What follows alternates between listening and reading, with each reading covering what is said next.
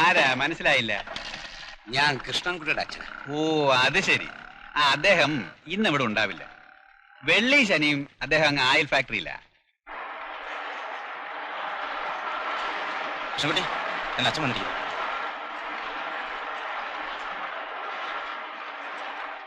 അല്ല, നീ പത്രാഫീസിൽ ജോലി ചെയ്യുന്നാണല്ലോ ഞാൻ കേട്ടത്. എല്ലാം ഉണ്ട്. ഈ ഓയിൽ ബില്ല് വരുടെ തന്നെയാ. നീ ഞങ്ങളെ മറന്നാലും ഞങ്ങൾക്ക് ഇങ്ങനെ മറക്കാനാവില്ലല്ലോ. ഏതായാലും പൽപ്പിനെ അവനുമായിട്ട് ഒത്തുചേർന്നുകൊണ്ട് ആ വിഷമമില്ല. ഗോപനാണെങ്കിൽ ഏതോ പണി ശരിയാക്കി മറ്റേ അസുഖം പോകും.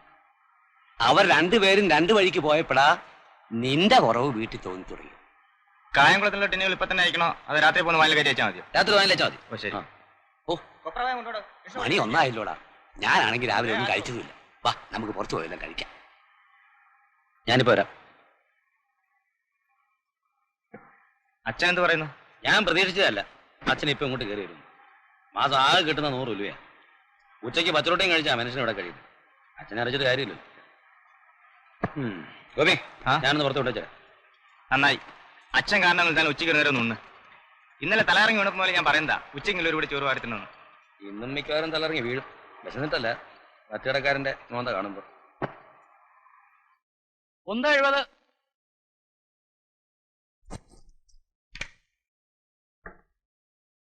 എന്താ വേണ്ടേ? ഒരു ഊണ് വേണം. നിനക്കോ? എനിക്കൊന്നും വേണ്ട. ഞാൻ റൊട്ടി വാങ്ങിച്ചിട്ടുണ്ട്. ചായ കുടിച്ചോളാം. ഒരു ചായ. സ്പെഷ്യൽ എന്താ വേണ്ടേ? ഒന്നും വേണമെന്നില്ല. എന്താ ഉള്ളത്? Chicken fry, mutton fry, fish fry. ഇവിടുത്തെ ചിക്കനൊക്കെ പഴയതായിരിക്കും. ഓ വീട്ടിൽ പിന്നെ പുതിയല്ല കഴിക്കുന്നത്. ഒരു ചിക്കൻ ഫ്രൈ. ഒരു ചിക്കൻ ഫ്രൈ.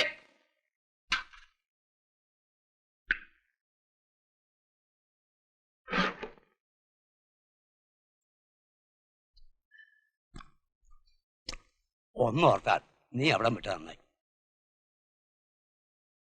നിന്റെ ഫോട്ടോ സ്റ്റുഡിയോക്കാരൻ പിന്നെയും കുറെ തവണ വന്നിരുന്നു.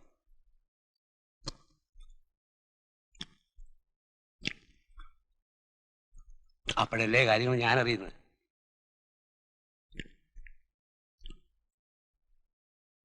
അവന്റെ സ്റ്റുഡിയോയും പൂട്ടി. ബാങ്കുകാരാ കേസ് കൊടുത്തത്. ഇപ്പൊ കാണാനേ ഇല്ല. പിന്നെ കോഴി വറുത്തം ഉണ്ടെങ്കിൽ ആഴ്ച ഒരിക്കൽ നല്ലതാ. നീ ഉച്ചയ്ക്ക് പച്ചറൊട്ടി മാത്രം കഴിക്കാതെ വല്ല ചിക്കനും വാങ്ങിച്ചു കഴിക്ക്. ഇപ്പൊ കഴിക്കുന്നത് ദേഹത്ത് കാണത്തുള്ളൂ. എനിക്ക് വിശപ്പില്ലാഞ്ഞിട്ടല്ല, വയറിന് സൂലാഞ്ഞിട്ടാ. ആ വേണ്ട, മതി മതി. വാ വാ. ഓ ഊണൊരു സുഖമായില്ല. അത് പറ്റായത് കൊണ്ടാ. പറ്റി നിരത്താ കഴിച്ചുകൊണ്ട് നന്നാവോ? ഫാദറാ.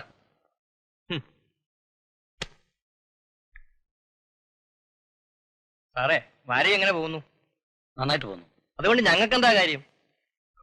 ഞാൻ ഉടനെ തീർത്തോളാം.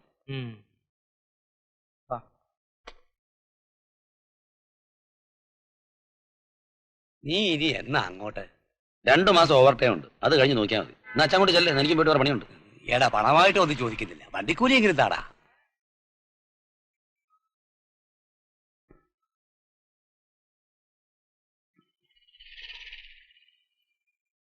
ഇനി 50 പൈസ ഉണ്ടെങ്കിലേ വണ്ടിയെ കയറ്റത്തുള്ളൂ.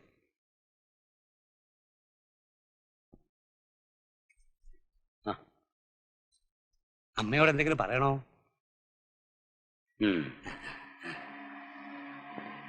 വേണ്ട വേണ്ട വേണ്ട, എന്നോടൊന്നും പറയണ്ട. ഈ പോക്ക് ശരിയാവൂല. ഇന്ന് തീയതി എത്രയായി? നാളെ എങ്ങനെങ്കിലും ഞാൻ ഏർപ്പാടാക്കാം. അതിന്റെ ഒന്നും ആവശ്യം എനിക്കില്ല. ആൾക്കാർ വേറെ ഇറങ്ങി നടക്കും. മുറി ഉണ്ടോന്നും ചോദിച്ചു. ഞാൻ അന്നേ പറഞ്ഞല്ലോ, 1-ാം തീയതി ഒരു ദിവസം ഉണ്ടെങ്കിൽ എനിക്ക് വാടക കിട്ടിയിരിക്കണം. നാളെ ഒരു കാരണവശാലും ഞാൻ വാക്ക് മാറില്ല. ആദ്യം വന്ന് താക്കോല് വാങ്ങിക്കുമ്പോ എന്താ ഒരു കുറവ്. ഒരക്ഷരം മിണ്ടാനൊക്കത്തില്ല. എല്ലാം വന്ന് കുറ്റി അടിച്ച പോലെ നിൽക്കും.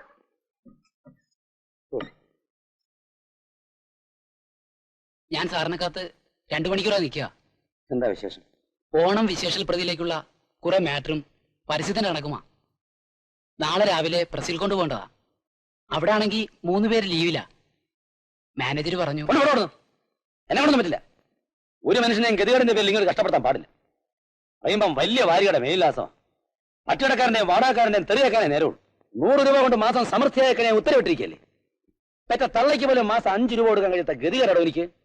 ആരോട് പറയാൻ, ആര് കേൾക്കാൻ? എനിക്കറിയാമോ, ഞാൻ ഇന്ന് ഈ നിമിഷം വരെ ആഹാരം പോലും കഴിച്ചിട്ടില്ല.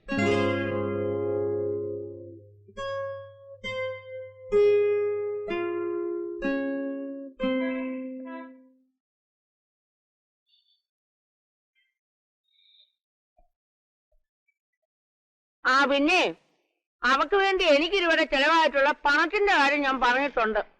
അതൊന്നും പറയണ്ട. വിശ്വാസം ഇല്ലെങ്കിൽ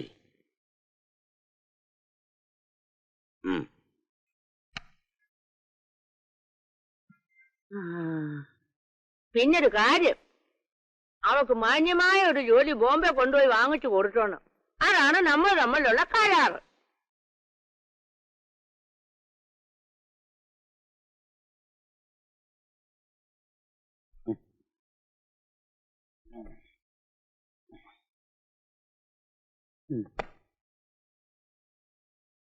മുത്തുലക്ഷ്മി 3-ാം നമ്പറിന്റെ വാടക വാങ്ങിച്ചു. ഇല്ലെങ്കിൽ മാറാൻ പറ, വേറെ ആളുണ്ട്. ഏതായാലും ബുക്കിംഗ് ആയി. ഇനി മുയലിനെ ഇവിടുന്ന് കടത്തണം. വർഗീസ് എന്നെ അതിന് സഹായിക്കണം.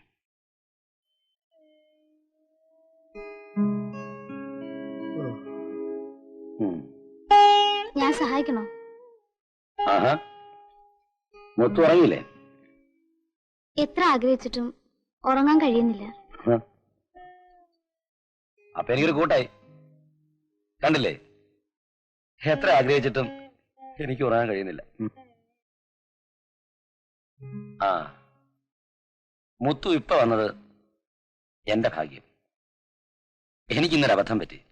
എന്താ? ഞാനിന്ന് വൈകിട്ട് 8 മണിയായപ്പോഴേ പോയി ആഹാരം കഴിച്ചു. പതിവില്ലാതെ 3-4 പൊറോട്ടയും ഒരു ചിക്കനും. അതുകൊണ്ടെന്താ കുഴപ്പം? വയറ്റിന് വല്ല അസുഖമുണ്ടോ? അതല്ല, നാളെ എന്റെ അപ്പൂപ്പന്റെ ശ്രാദ്ധമാണ്. ഞങ്ങൾ മലയാളികളുടെ ഇടയിൽ ഒരു ചടങ്ങുണ്ട്. ബലിയിടുന്നതിന്റെ തലേ ദിവസത്തെ അവസാനത്തെ അരി ആഹാരം ഏതെങ്കിലും ഒരു വീട്ടിൽ നിന്ന് ഇരന്ന് കഴിക്കണമെന്ന്. ഇനിയിപ്പോ ഈ പാതിരാത്രിക്ക് എവിടെ പോയി ഇരന്ന് കഴിക്കാനാ? ബലി മുടങ്ങാനും പാടില്ല. കാരണവന്മാര് കോപിക്കും.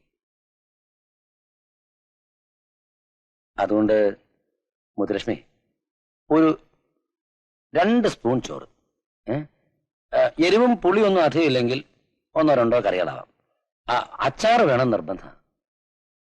പിന്നെ മതി. പ്രയാസാവൂ? ഏയ്, ഞാൻ ഇപ്പൊ കൊണ്ടുവരാം.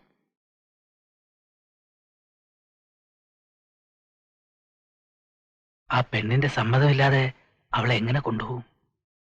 അതിനൊക്കെ ഞാൻ മാർഗം കണ്ടെത്തിയിട്ടുണ്ട്. വരുന്ന 18-ാം തീയതി അമ്മൻകോവിലിലെ ഉത്സവമാണ്.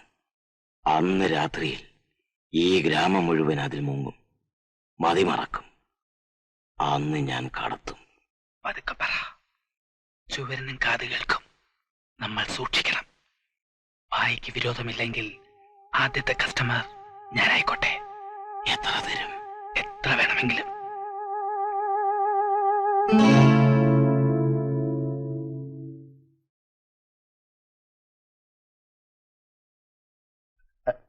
അയ്യോ, എന്തിനാ ഇത്രയും ചോറ്? ഞാൻ 2 സ്പൂണാ പറഞ്ഞത്.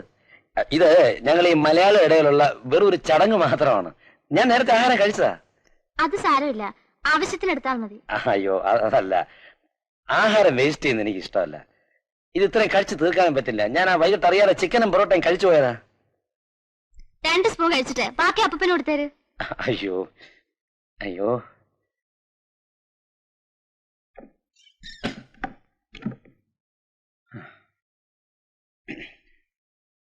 പണക്കം.